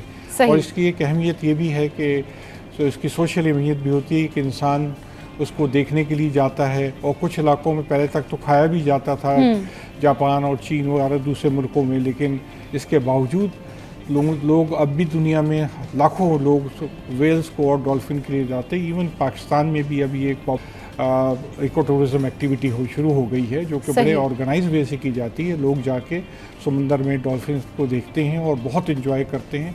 इससे बहुत ज़्यादा इन्जॉयबल होता है, जो कि आप कैप्टिविटी में देखा होगा, आपने कराची में भी दिखा रहे थे। जी जी। तो नेचर में देखने की कोई और ही बात होती है। सही। अच्छा, हमारे साथ जो है सुमैया भी मौजूद है। सुमैया, आप बताएं आपके क्या एक्सपीरियंसेस हैं, आप ट्यूना ऑफिसर हैं, तो क्या आप शेयर करना चाहेंगी अपने एक्सपीरियंसेस रिगार्डिंग दीज फिशेस? देखें, जो वेल्स और डॉल्फिन्स हैं हमारे पास वो काफ़ी क्वांटिटी में जो है वो पाकिस्तान के वाटर्स में मिलती हैं। तो उनके साथ एक्सपीरियंस ये होते हैं कि हमने उनको लाइव जो है वो देखा भी है, और एज अ फिशरमैन को हमने ट्रेनिंग प्रोग्राम्स दिए हैं कि सेफली रिलीज़ उनको किस तरह से करना है अगर वो गिल नेट में फंसती हैं। सही। और इसी तरीके से जो है हमने काफ़ी अवेयरनेस प्रोग्राम्स जो हैं वो स्कूल कॉलेजेस यहाँ पे भी दिए हैं सही। क्योंकि काफ़ी लोग जो हैं वो अभी तक इस चीज़ में अवेयरनेस में नहीं आए कि हमें अगर डॉल्फिन्स नज़र आए हम उनको किस तरीके से ट्रीट करें। सही। और क्योंकि ये काफ़ी सेंसिटिव एनिमल्स होते हैं तो हमें इनकी जो है वो हैबिटेट का भी ख्याल रखना होता है, तो ये चीज़ें इनके साथ चलती हैं। सही। तो अच्छा, किस तरह से ट्रीट करना चाहिए अगर डॉल्फिन नज़र आ जाए तो? हमें एक तो वहाँ पे जो है वो बहुत ज़्यादा क्राउडेड नहीं होनी चाहिए, कोशिश करनी चाहिए। और सेकंड थिंग इज़ कि अगर वो इन केस गिल नेट अगर वो किसी जाल में फंसती हैं तो हमें उनको रिलीज़ करने के लिए इस तरीके से ट्रेनिंग्स दी हैं हमने फिशरमैन्स को भी कि वो उनकी ट्रीटमेंट में उनके जो रिलीज़ हैं उस तरीके से करेंगे, वो अपना जाल काट देते हैं एंड देन उसको रिलीज़ करते हैं। और काफ़ी जो है एकेडमिक पॉइंट ऑफ व्यू से भी हमने उनको अवेयरनेस दी है कि वेल्स, शार्क्स, डॉल्फिन्स जो भी हैं जी, इनकी अकॉर्डिंग टू देयर साइज़ और वेट जो है हम उनको उस तरीके से रिलीज़ करें। सही। अच्छा सर, हमारे साथ मौजूद है। सर ये बताइएगा कि एक तो ये क्वेश्चन आपसे भी मैं करूँगी कि अगर डॉल्फिन नज़र आए तो उसको किस तरह से ट्रीट करना चाहिए। इंडस रिवर में जो डॉल्फिन हैं वो ब्लाइंड होती हैं, तो वो किस तरीके से फिर जो है वो खाना खाती हैं या मूव करती हैं, या वो उनका किस तरह का इकोसिस्टम जो है वो बैलेंस रहता है? दुनिया में 5 ऐसी डॉल्फिन हैं जो कि मीठे पानी में पाई जाती हैं। उसमें से एक सिर्फ इंडस रिवर में पाई जाती हैं, या एक बहुत बड़ी छोटी सी पॉपुलेशन इंडिया में ब्यास रिवर में भी उसकी है जी।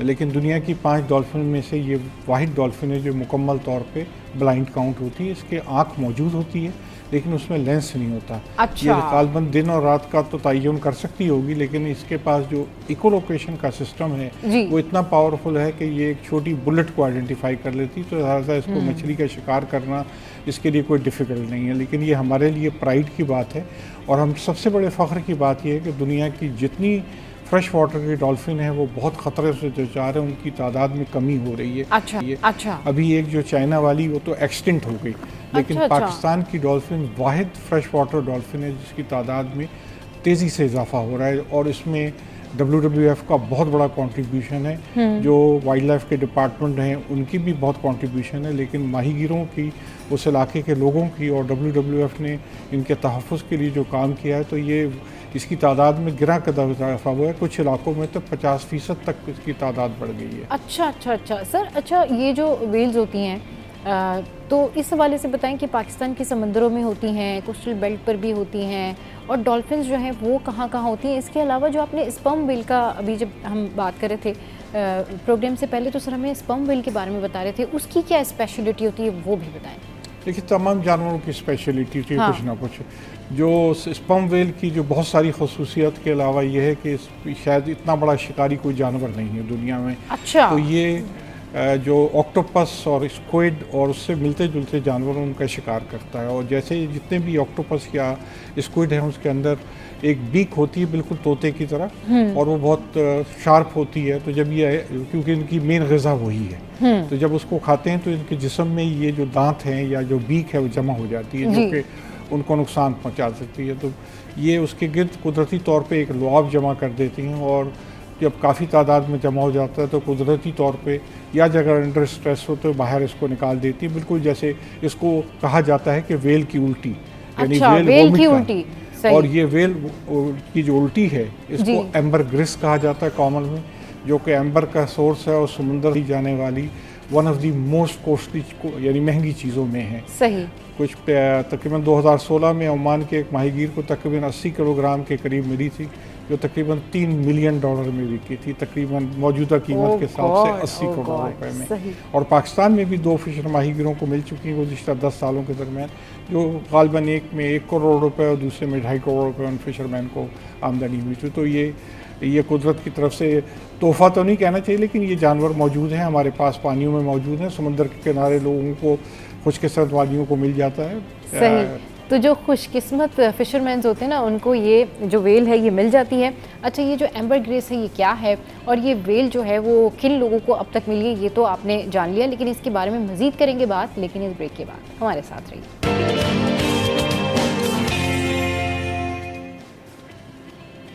Welcome back. तो बात हो रही है आज मछलियों के हवाले से, वेल्स की बात कर रहे हैं, डॉल्फिन्स की बात कर रहे हैं। सर, इस तरह की बहुत सारी खबरें जो हैं वो रिपोर्ट हुई कि कुछ डॉल्फिन्स जो थी वो साहिलों पर आईं, फिर वो मर गईं, वो ज़िंदा नहीं बच सकीं, या फिर इस तरह से बाकी जो स्पीशीज़ हैं फिशेस की, उनके हवाले से भी खबर आई। अभी WWF जो है वो इस हवाले से क्या चेंजेस किए हैं कि इन जो डॉल्फिन्स हैं या जो मछलियाँ हैं इनको इस तरह से बचाया जा सके, और ये वाक़या क्यों पेश आया?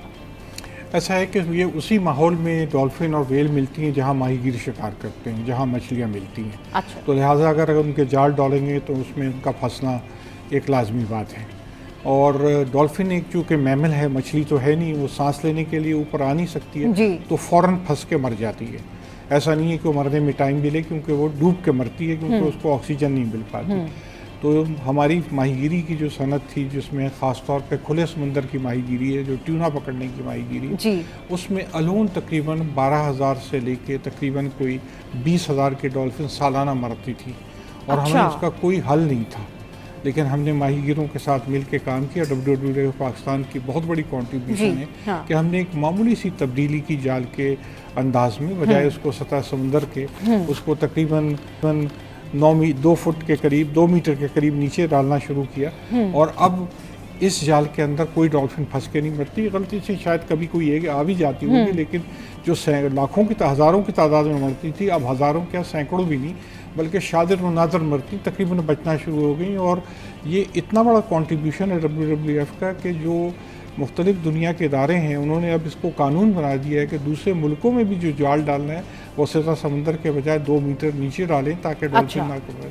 तो ये WWF की एक कंट्रीब्यूशन बता रहा हूँ। उसके अलावा हम डॉल्फिन को बचाने के लिए, डॉल्फिन वॉच प्रोग्राम शुरू करने के लिए हम बहुत सारे काम कर रहे हैं, हमारे पास चल रहे हैं। उनको हम सबसे बड़े उनके बारे में मालूमात जमा करना, ये मालूमात हमारे पास बहुत महदूद थी। डॉल्फिन वॉच प्रोग्राम क्या है, कैसे काम करता है, कितनी है, कहाँ है, कैसे मिलती हैं, क्या खाती हैं, क्या उनके लिए नुकसानदेह चीज़ें हैं, उनको बचाने के लिए क्या किया जाए, वो इलाके जहाँ पे ये मिलते हैं उनके तहफ़्फ़ुज़ के लिए क्या किया जाए, सही, इको टूरिज़म कैसी स्टार्ट की जाए ताकि लोग इससे फ़ायदा भी उठा सकें इसको देख के, और माहीगीरों के लिए एक सनत बन जाए। तो ये सारे काम, बहुत सारे काम WWF ने किए जो इनके तहफ़्फ़ुज़ में एक बहुत बड़ा कॉन्ट्रीब्यूशन। सही। पाकिस्तान में सबसे ज़्यादा कौन सी मछलियाँ जो हैं वो खाई जाती हैं, और सबसे ज़्यादा महंगी कौन सी मछली होती है जिसको खा के लोगों को फ़ायदा होता है, regarding skin, regarding health, regarding each and everything for their body structure? कुदरत का तोहफ़ा है समुद्र की तमाम मछलियाँ। कोई भी मछली ऐसी नहीं है जिसको कहा जाए बुरी है, तमाम मछलियाँ अच्छी हैं। जायके की आदमी की चॉइस होती है, मसलन हम अपने खानों में भी चॉइस रखते हैं, सब्जियों में हमारी चॉइस होती है। इस तरह लोगों की अपनी ज़ाती पसंद हो सकती है कि मुझे ये मछली पसंद है या मछली बट पसंद व्हाट डू है। यू थिंक कि कौन सी मछली जो है बड़ी अगर मेरे बेनिफिशियल? हिसाब से देखा जाए, जो माहीगीरों की सबसे पसंदीदा मछली है उसको थ्रेड फिन कहते हैं, जो इंडस रिवर के माउथ पे मिलती है। अच्छा। और उसको थ्रेड फिन कहते हैं, और ये इसका जायका जो है ना का यानी पॉम्फ्रेट से भी अच्छा जायका होता है। अच्छा। तो लोगों को अपनी पसंद है, अपनी चॉइस है। सही। तो मेरी थ्रेड फिन बहुत अच्छी होती है स्किन के लिए और हेल्थ तमाम के लिए। मछलियाँ अच्छी होती हैं। तमाम मछली के अंदर जो फैट है उसका कोई मुकाबला नहीं, नेमत है। अच्छा। इससे बड़ी कोई चीज़ नहीं है। मछली खानी चाहिए। मछली इसका फ़ैट हार्ट की प्रॉब्लम को दूर करता है, हमारी सेहत को दूर करता है, खूबसूरती के लिए, हमारे जिस्म के लिए, बाल के लिए हर मछली को खाना चाहिए। बदल के खाएं, मुख्तलिफ तरीक़ों से खाएं। तो मछली तो अल्लाह ताला की ऐसी नेमत है जिसका कोई मुकाबला ही नहीं है। अल्लाह ताला की एक बहुत बड़ी नेमत है। इसीलिए आप देख लीजिए कि बार बार जिक्र है समुंदर में, कुरान में जिक्र है कि समुंदर जाएं और शिकार खाएं, उसका ताज़ा खाएं। लफ्ज़ ताज़ा का भी इस्तेमाल, लहमन तरीहन का लफ्ज़ इस्तेमाल हुआ है। सही, बिल्कुल ठीक कह रहे हैं। अच्छा सर, ये जो स्पर्म वेल है इसके बारे में कुछ बताएं कि स्पर्म वेल जब वॉमिट करती है तो उसकी वॉमिट से जो भी उसका बाहर आता है, जो जब वो वॉमिट करती है तो वो क्या एम्बरग्रीस बन जाता है, वो फिर परफ्यूम्स में इस्तेमाल होता है? वो थोड़ा सा आप उसकी डिटेल जी, जो इसके अंदर ये जो लुआब में जमा हो जाते हैं उसके शेल, इसके अंदर खुशबू होती है, कुदरत की तरफ से है। अच्छा। और ये अंबर का सोर्स है, और अंबर दुनिया के जितने महंगे परफ्यूम उसका बेस केमिकल है। अंबर खुद एक बहुत बड़ी खुशबू है, और अंबर से दूसरी खुशबू भी बनाई जाती तो है। पाकिस्तान में ये फ्री वेल का ये जो स्पर्म वेल है इसका शिकार किया जाता है बाकायदा तौर पर, या फिर ये किस तरीके से जो है लोगों को मिल पाती है? क्योंकि अगर किसी ने ये परफ्यूम बनाने तो उसके लिए उनको ये वेल तो चाहिए होगी। इसका शिकार करना तो नहीं किया जाता और ना करना चाहिए, अगर सही। मौका मिले तो भी ना शिकार करना चाहिए, क्योंकि ये अच्छा। ख़त्म होती जा रही हैं। सही। तो किनारे पर जो तैरता है, ये जो इसका वोमिट है और हाँ। किनारे पे आ जाता है। सही। अगर खुशकिस्मत है आपको मिल जाता है, लेकिन अक्सर केसेस में जब कभी कोई वेल मरी हुई मिली है तो लोग इस कोशिश में कि शायद उसके पेट में मिल जाएंगे, हाँ। ये सिर्फ स्पर्म वेल में मिलता है और किसी दूसरे में नहीं मिलता। तो सही। लोग बहुत ज़्यादा पैसा खर्च करते हैं, कोई वेल मरी हुई और हाँ। उसका पेट काटने की कोशिश करते हैं, जो उसमें हज़ारों रुपए खर्च हो जाते हैं, लेकिन हर वेल में नहीं होता। सही। ये सिर्फ स्पर्म वेल में होता है। स्पर्म वेल्स की जो रिलेटिव्स हैं उनमें भी नहीं होता, अच्छा, सिर्फ स्पर्म वेल में होता है। सही। अच्छा, ये बताएं कि इनकी प्रोटेक्शन के लिए डॉल्फिन हो गई या दीगर स्पीशीज जो होती हैं, इनकी प्रोटेक्शन के लिए क्या करना चाहिए समंदर में? सबसे पहले कि डॉल्फिन और वेल को डेलिबरेटली किसी फॉर्म में भी मारना नहीं चाहिए। ठीक। तो पहली बात तो ये पोल्यूशन को कम करना चाहिए। कराची की पोर्ट की हदूद के अंदर भी डॉल्फिन मिलती थी, अच्छा। लेकिन अब वो इतना पोल्यूटेड हो गया है कि ये इलाके में अब कोई डॉल्फिन एटलीस्ट 40 साल से तो मैंने नहीं देखी है। तो अच्छा। पोल्यूशन को कंट्रोल करना, फिर इसके लिए प्रोग्राम बनाना कि उन इलाकों में जहाँ ये मिलती हैं उनके तहफ़्फ़ुज़ के लिए।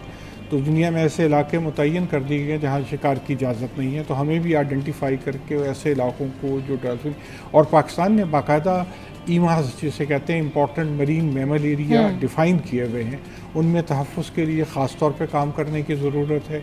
डॉल्फिन और वेल के ये जो इलाके हैं उनमें माहीगीरी को कंट्रोल करना, फिर अवेयरनेस करना। आम आदमी को पता होना चाहिए। ज़्यादा लोग वेल मछली कहते हैं, वेल मछली नहीं है, मैमल्स है, हमारी तरह का एक जानवर है जो सांस लेता है। अच्छा। उसके बारे में अवेयरनेस होगी तो लोग तहफ़्फ़ुज़ करेंगे, उसको समंदर में जाके देखेंगे। देखेंगे। तो आपकी जो मालूमात में इजाफा होगा, जो उसके बारे में आपको होगा, उसका आप तसव्वुर नहीं कर सकते। तसव्वुर नहीं कर तो सकते। अच्छा, बहुत सारी चीज़ें की जा सकती हैं और की जा रही हैं। हाँ। हमारे इलाके महफूज है, हमारा माहीगीर शिकार नहीं करता और हम उसका गोश्त भी नहीं खाते। दुनिया के बहुत ज़्यादातर मुल्कों में नहीं खाया जाता, नहीं खाया लेकिन जाता। हमारे यहाँ उसका कोई इस्तेमाल नहीं। सही। अच्छा सर, बहुत सारे लोगों को ये नहीं मालूम कि हमारे पास अल्लाह ताला ने क्या क्या नेमतें दी हुई हैं। समंदर है, समंदर के अंदर हमारे पास कौन कौन सी मछलियों की जो स्पीशीज़ हैं वो मौजूद हैं।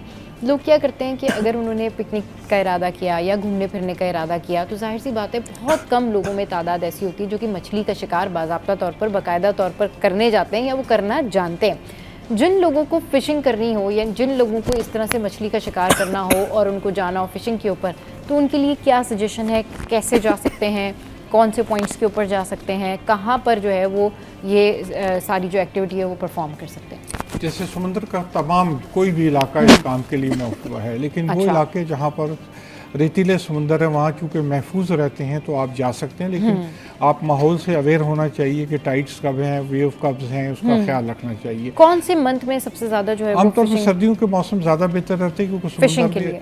फिशिंग के लिए भी और किसी भी काम के लिए, क्योंकि अच्छा, समुद्र अच्छा। में वेव एक्शन कम होता है। अच्छा। लेकिन ये नहीं है कि आप जाके वहाँ गंदगी करें। हाँ। मुझे जब भी मौका मिला है, मैं अपनी नवासियों के साथ भी गया था, तो वो 3-4 साल की नवासी के लिए माशाल्लाह, पहली हाँ। शर्त लगाई कि पूरे इलाके को साफ़ करो, कोई प्लास्टिक की थैली नज़र नहीं आएगी, तब तुम समुद्र में नहा सकते हो। तो सही। वो छोटी बच्चियों ने भी अपनी थैलियाँ पकड़ के साफ की। और इसी तरह अगर आप माहौल से अवेयर होंगे कि आपने समुद्र को ख़राब नहीं करना है, समुद्र के अंदर मछलियाँ भरी हुई हैं, आप शिकार भी कर सकते हैं, समुद्र में नहा सकते हैं, समुद्र के जानवरों को देख सकते हैं। समुद्र के किनारे ओजोन इतनी तादाद में होता है कि हाँ। अगर आप वहाँ जाएँ तो आपको बहुत सारी बीमारियां दूर हो सकती हैं, आपकी सेहत हो सकती है। तो समुंदर तो इतनी बड़ी नेमत है। दुनिया के 44 ऐसे मुल्क हैं जिनके पास ये नेमत नहीं है। पाकिस्तान उन मुल्कों में शामिल है जिसके पास 1001 किलोमीटर लंबा समुंदर है। हाँ। और जो आगे हम 360 किलोमीटर नॉटिकल माइल तक किलोमीटर तक हमारे पास समुंदर है। तो जिस नेमत के लिए हम अल्लाह ताला का शुक्र अदा करना चाहिए, जाके देखें, घर से बाहर निकलें, हाँ। समुंदर को देखें, उसके माहौल को देखें, उससे फ़ायदा उठाएं। अल्लाह ताला ने नेमत दी है, मछली मौजूद है, उसका शिकार खाएं, लेकिन तहफ़्फ़ुज़ का काम करें, जिसके लिए हम WWF में ये दिनों रात लगे हुए हैं कि सही, समुंदर- तहफ़्फ़ुज़ का काम करें। सर, अब किसी को फ़िशिंग करना नहीं आती लेकिन उनको बड़ा शौक़ है, उनको जाना है फ़िशिंग पे, तो वो कहाँ से जो है वो फ़िशिंग करना सीख सकते हैं और किस तरीके से वो जा सकते हैं? क्या तरीक़ाकार होता है? लोगों को बड़ा शौक़ होता है कि जी हम जाएँ, मछली के शिकार पे जाएँ, समंदर पे जाएँ और एंजॉय करें, लेकिन तरीक़ाकार नहीं पता। तो वो कहीं पर भी शिकार किया जा सकता है, लेकिन अगर आप इंडस डेल्टा के माउथ का जो इलाका है, हाँ। वहाँ पे वेव एक्शन भी कम होता है और मछलियाँ वो मिलती हैं जो बहुत कीमती और बहुत जायकेदार होती हैं और बड़ी अच्छा। आसानी से शिकार सही। होती है। तो हमारे पास 17 बड़ी क्रीक्स हैं और हज़ारों छोटी क्रीक्स हैं। अच्छा। उनमें कहीं भी जा सकते हैं। इब्राहिम हैदरी से, मनौड़ा से, ये दरिया, 2 दरिया पे, या बलूचिस्तान का पूरा साहिल है। बलूचिस्तान के बाज़ जगहों पर जाकर आप डीप सी में पहुंचने के लिए आपको चंद मिनट चाहिए, तो वहाँ से जाके आप ट्यूना और दूसरी मछलियों को शिकार कर सकते हैं। तो पाकिस्तान के साहिल में कहीं पर भी शिकार किया जा सकता है और ये एक बहुत बड़ी इंजॉयबल चीज़ है। सही। आप बताएं सुमैया, आप ट्यूना फिश ऑफिसर हैं, आपने शिकार किया ट्यूना का? जी नहीं, मैंने शिकार नहीं करा है, बट उस पर वर्क करा है। हाँ, जो सही, उस एक्टिविटी के लिए काम किया है। सही। तो उस एक्टिविटी पे, ट्यूना पे मैंने स्पेसिफिक काम किया। और ये है कि पाकिस्तान में 5 किस्म की ट्यूना है। हाँ सही। चलिए बिल्कुल, मैं सर के साथ कंटिन्यू करती हूँ। जी सर, पाकिस्तान में 5 किस्म की ट्यूना फिश पाई जाती है। ट्यूना की बात? जी जी जी। ट्यूना हमारे पास 8 किस्म की पाई जाती है, 50,000 टन है। हाँ। लेकिन हम खाते नहीं हैं। सही। खाना चाहिए, उसको अच्छी तरह से रखना चाहिए। और नेमतों की कमी नहीं है। समुद्र में तो इतने जानवर, इतनी चीज़ें मौजूद हैं जिनकी हम इस्तेमाल करें। तेल से लेकर कीमती मिनरल से लेकर तमाम चीज़ें मौजूद हैं। हम रैशनली उसको एक्सप्लॉइट कर सकते हैं और हम अपने मुल्क को एक अमीर में ब्लू इकॉनमी का ज़माना कहा जाता है ये। तो समुंदर की ब्लू इकॉनमी जो है उसको सही तरह से इस्तेमाल करना चाहिए, उसे गंदा ना करें। खुदा रहा देखें, पोल्यूशन इंसान खुद करता है, समुंदर को गंदा नहीं करे, वो अल्टीमेट डंप नहीं है, उसमें कोई चीज़ जानी नहीं चाहिए। सही। तो हम अपनी हैबिट्स को सही करें तो हम पोल्यूशन को भी कम करें। सही, बिल्कुल, बहुत अच्छी बात की कि अपनी हैबिट्स को ठीक करें तो पोल्यूशन जो है वो खुद ब खुद कम हो जाएगी। बहुत शुक्रिया सर मौज़म हमारे शो पर आए, उनके साथ सुमैया हमारे शो पर आई। तो जी, शो में या वक्त एक ब्रेक के बाद जब वापस आएंगे तो फिर आपको एक और दिलचस्प टॉपिक जो है वो बताएंगे और उसके बारे में आपको ये बताएंगे कि हमारे मुल्क में इस तरह का काम भी होता है। And it's about trees, plants and forest. Stay with us, keep watching City eight.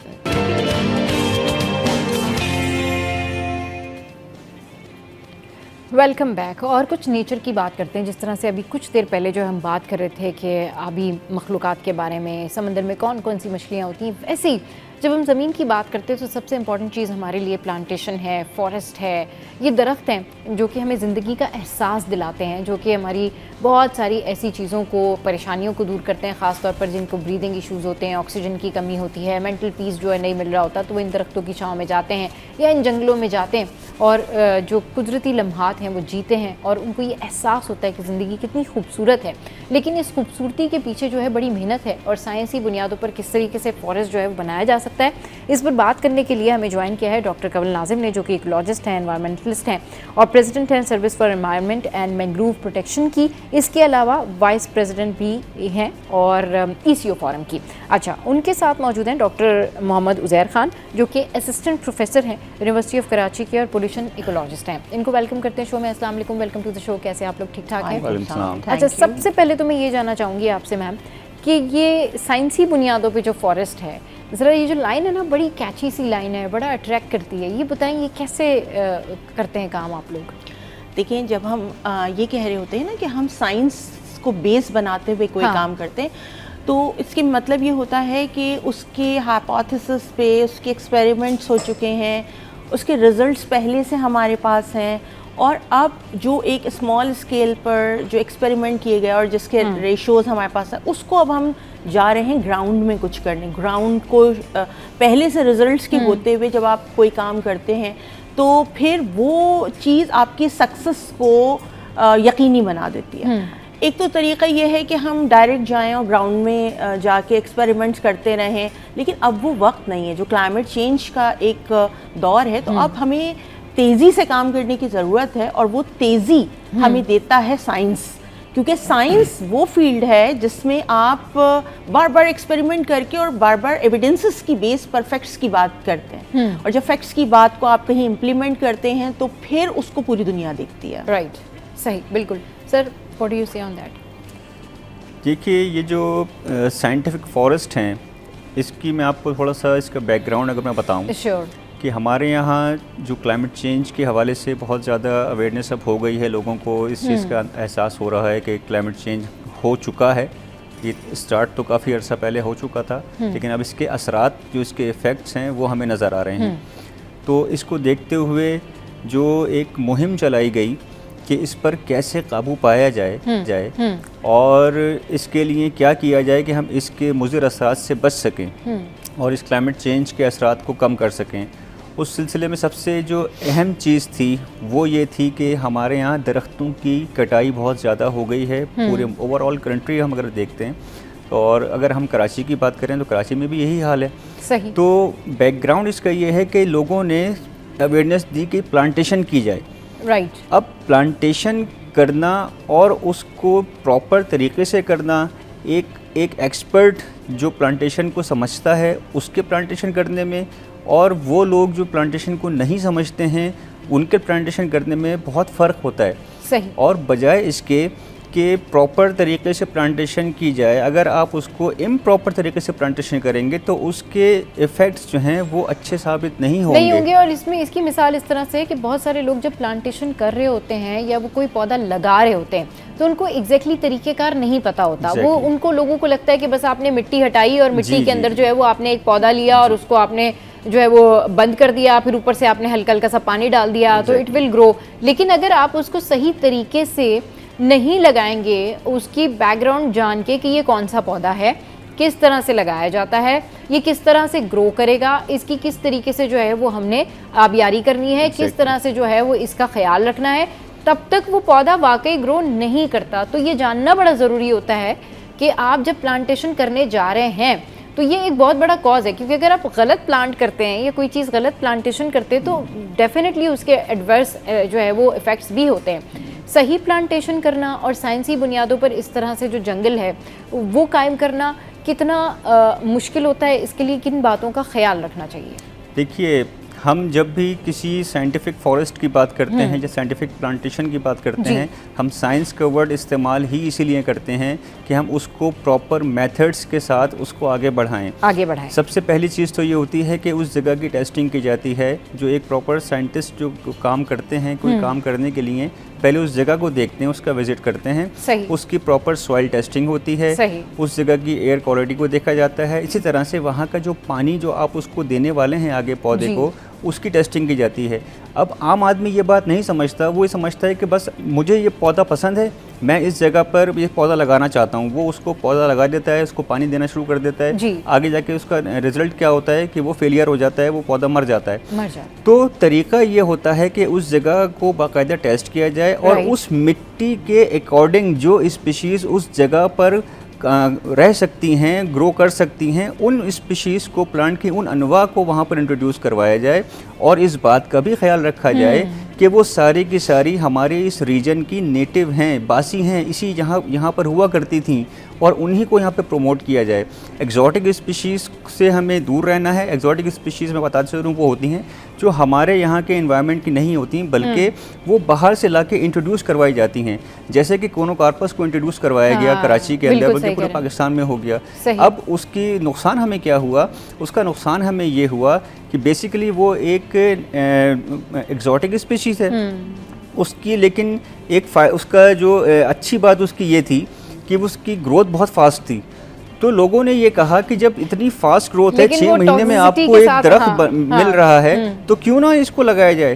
तो लोगों ने उसी ट्रेंड पे चलना शुरू कर दिया और साइंस को नहीं देखा, साइंटिस्ट की मदद नहीं ली गई इसके अंदर। और उसका नुकसान ये हुआ कि हमारे अपने जो नेटिव ट्रीज थे उनको लोगों ने छोड़ दिया और इसकी एग्जॉटिक की तरफ आ गए। अब जब आप एक एग्जॉटिक स्पीशीज को इंट्रोड्यूस करवा देते हैं तो वो उस पूरे जो हैबिटेट है उसको डिस्टर्ब कर देती है, हमारी बायोडाइवर्सिटी उस पर इन्हिसार करती है। हमारे बर्ड्स, हमारे इंसेक्ट उससे फेमिलियर नहीं होते, वो उससे दूर चले जाते हैं, उस पर नेस्टिंग नहीं करते।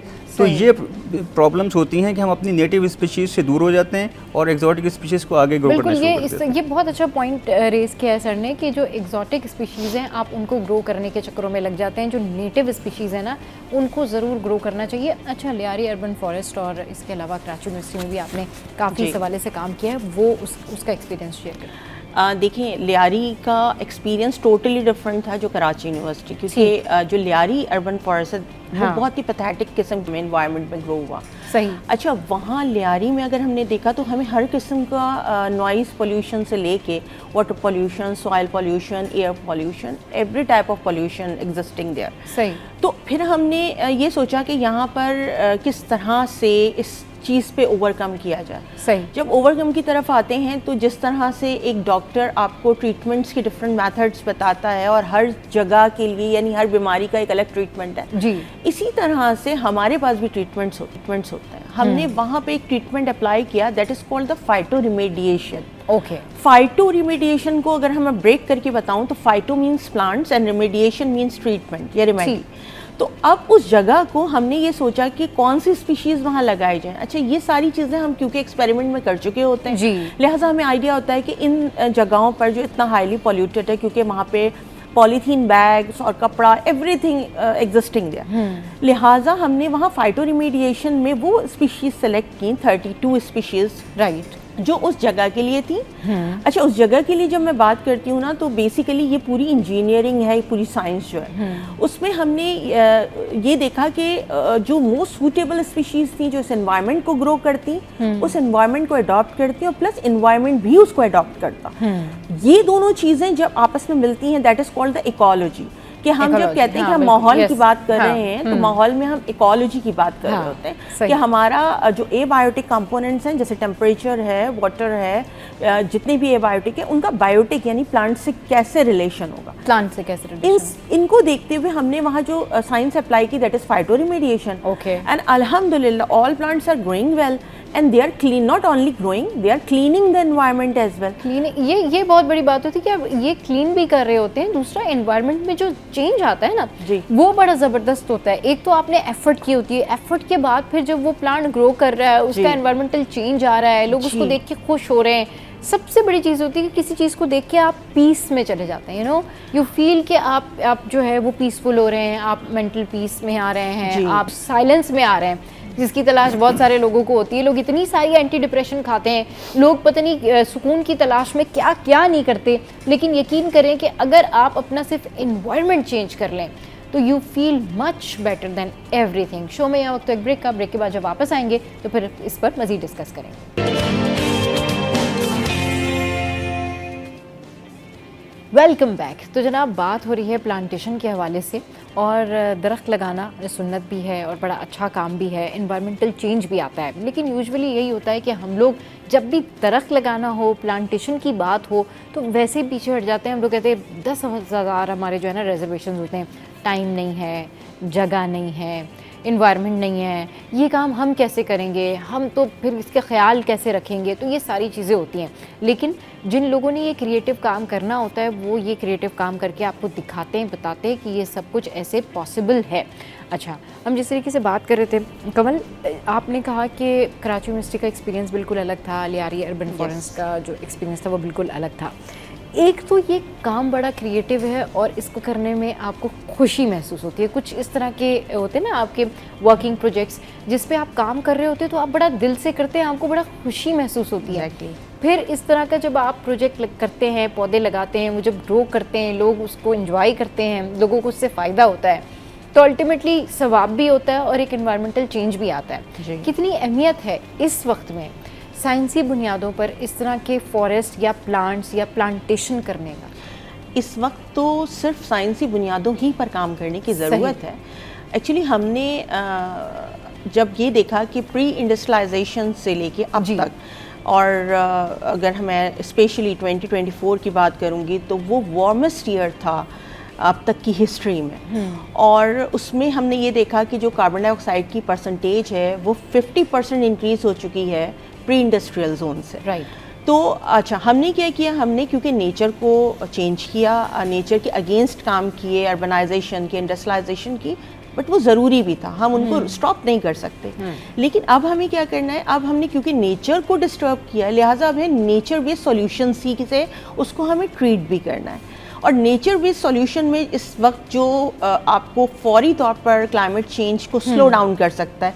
देखिए, क्लाइमेट चेंज को हम स्टॉप नहीं कर सकते, हम ख्याली बातें तो कर सकते हैं कि हम क्लाइमेट चेंज से निमटना उसी सेंस में हम करेंगे, हम उसको स्लो डाउन कर देंगे। और स्लो डाउन करने के लिए इस वक्त साइंसी बुनियादों से बेहतर प्लांटेशन कोई नहीं है, क्योंकि इस वक्त ये एक्सपेरिमेंट का दौर नहीं है। एक्सपेरिमेंट से जो रिजल्ट्स आ चुके हैं उनको अप्लाई करने का। बिल्कुल सही कह रहे हैं कि एक्सपेरिमेंट का टाइम नहीं है, उससे जो रिजल्ट आ चुके हैं उनको जो है अप्लाई करने का टाइम है।